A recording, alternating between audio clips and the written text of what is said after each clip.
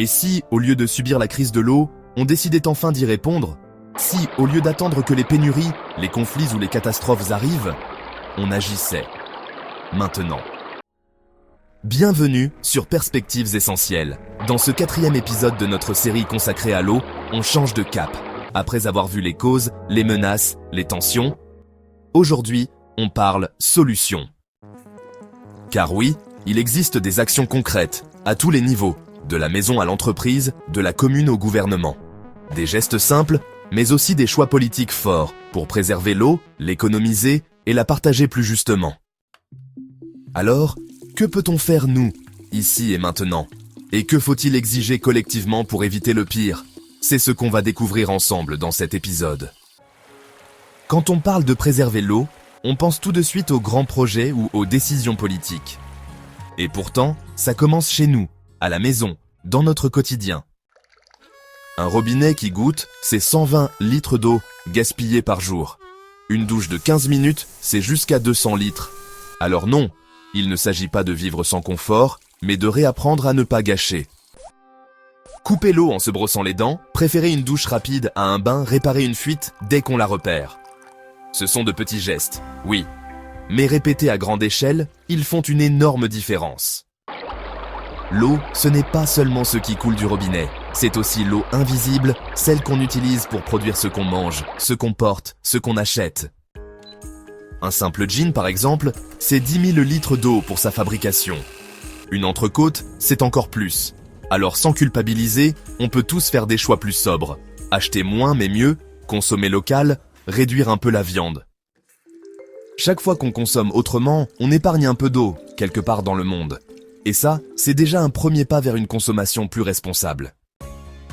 Préserver l'eau, ce n'est pas qu'une affaire individuelle.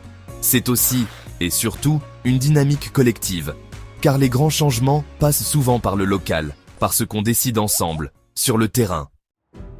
Certaines communes innovent déjà.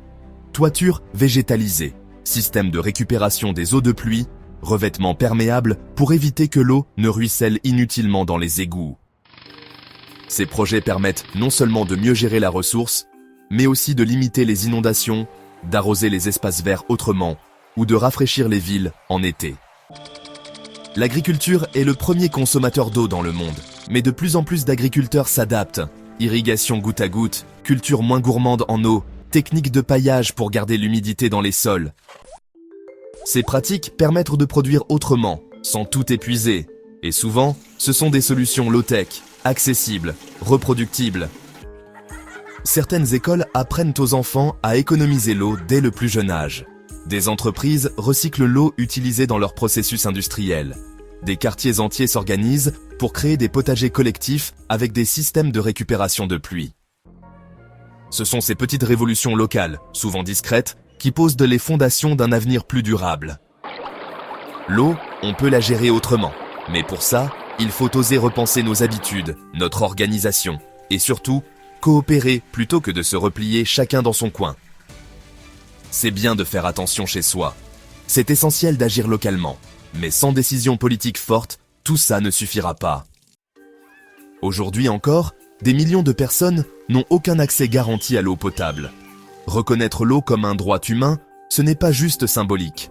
C'est la base pour qu'elle soit protégée, partagée et jamais privatisée au détriment des plus fragiles. Certaines constitutions, comme celle de l'Afrique du Sud ou de l'Équateur, l'ont déjà inscrit noir sur blanc. D'autres pays devraient suivre cet exemple. Subventionner des cultures ultra-gourmandes en eau dans des zones arides, favoriser l'industrie de l'eau embouteillée ou des projets de bétonisation massive, ça n'a plus de sens. Il faut des politiques publiques qui encouragent la sobriété, la protection des nappes phréatiques, la rénovation des réseaux de distribution. Car dans certains pays, une grande partie de l'eau est perdue à cause des fuites. L'eau traverse les frontières. Elle ne connaît pas les barrières politiques. Les fleuves, les rivières, les nappes souterraines sont partagées entre plusieurs pays. Alors, si chacun veut tout contrôler, on va droit dans le mur. Il est urgent de renforcer la coopération internationale, d'éviter que l'eau devienne un prétexte à la guerre, et d'en faire au contraire un levier pour la paix, la solidarité et la résilience. Changer les règles, ce n'est pas un rêve. c'est une nécessité. Et les citoyens, nous, avons un rôle à jouer pour exiger ces changements. Préserver l'eau, ce n'est pas seulement ce qu'on fait chacun chez soi, c'est aussi ce qu'on peut faire ensemble, parce qu'une goutte seule ne fait pas un océan, mais des milliers, oui. On sous-estime souvent la puissance de la discussion, mais sensibiliser son entourage, ça compte. En famille, entre amis, au travail, parler des bons réflexes, des gestes simples, partager une info, une vidéo, une solution, ça peut vraiment faire bouger les choses. Et puis, parfois, un petit déclic suffit pour qu'un voisin installe une citerne, qu'un collègue répare une fuite ou qu'un ado réalise que l'eau n'est pas un jouet. L'effet boule de neige, ça commence souvent comme ça. Et si vous en avez l'envie, vous pouvez aller plus loin rejoindre des initiatives locales. Il en existe dans presque toutes les régions. Nettoyage de rivières, création de mares pédagogiques, défense de nappes phréatiques menacées, projet de récupération d'eau de pluie. Participer à ces actions, c'est non seulement utile, mais aussi rassembleur. On se sent moins seul, on agit concrètement et on crée du lien autour de causes qui comptent. Ensemble, on peut créer une vraie dynamique. Parce que plus on est nombreux à changer, à s'impliquer, à faire entendre notre voix, plus il devient impossible d'ignorer l'urgence. On l'a vu dans cet épisode. Des solutions existent. Elles sont là, à portée de main, dans nos gestes quotidiens, dans nos choix de consommation, dans nos villes, nos campagnes, nos écoles, et bien sûr, dans les décisions politiques que nous pouvons soutenir ou contester. L'eau ne doit pas devenir une source de division. Elle peut être un moteur de coopération, de justice, de bon sens.